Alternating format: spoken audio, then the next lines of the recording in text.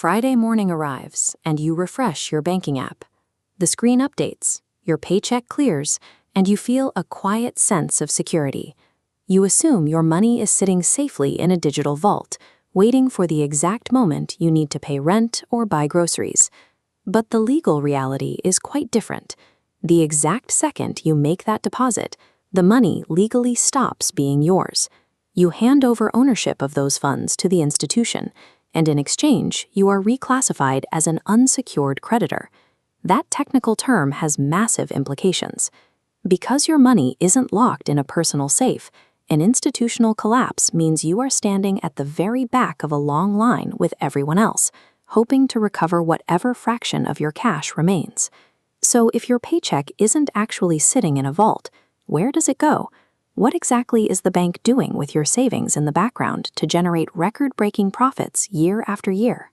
The banking model operates as an engineered extraction machine, one that succeeds only as long as the public continues to misunderstand where their money actually goes. This diagram outlines the first pillar of that model, fractional reserve banking. When you deposit 100 units of currency, the bank is legally required to keep only a tiny fraction of it on hand. It reserves only 10 units and immediately sends the remaining 90 units back out the door as a brand new loan to someone else. This creates what is called the net interest margin. The bank might pay you a 3% yield for the privilege of using your 100 units, but they lend those 90 units out for auto loans or credit cards, charging borrowers 12, 15, even 40%. The bank simply pockets the massive spread between what they pay you and what they charge everyone else. And the cycle doesn't stop there. The borrower spends that 90-unit loan. The recipient deposits it into another bank, and that bank lends out 81 units. The same original deposit loops through the system again and again. Banks literally create money out of nothing by multiplying your initial deposit, and they charge interest on every single unit of it. To ensure this engine keeps running, banks act as the ultimate gatekeepers. Want to buy a home, lease a storefront, or get a car to drive to work? You need their approval, and that access is entirely governed by your credit score. If you live completely debt-free, never borrowing a dime and paying for everything in cash, you are penalized with a low or non-existent score. Meanwhile, someone swimming in a manageable pool of constant debt is highly rewarded with excellent credit, opening doors across the economy. The algorithm makes perfect sense once you realize it isn't designed to measure financial responsibility at all. It is designed to reward engagement with debt because debt is the primary product the institution is selling. This visualization tracks the third pillar, the macro lever of interest rates. When central banks decide borrowing is too cheap, they raise rates across the entire economy simultaneously. As those rates climb, business loans become expensive, mortgage payments increase, and consumer spending predictably shrinks.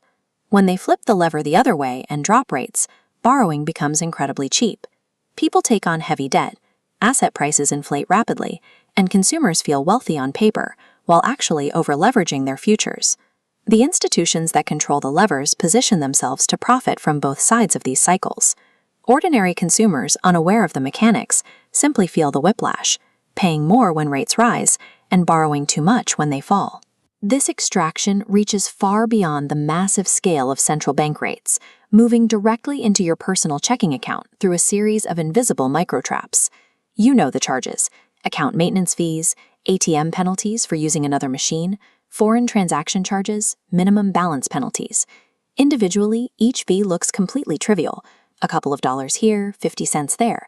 But calculate those tiny penalties across millions of retail customers, compounded over decades of banking relationships. Those trivial charges generate billions of dollars in highly predictable, steady revenue. You are paying for your bank account constantly. The free checking account is a myth, engineered to pull a continuous drip of profit from people who believe they are simply using a complimentary service.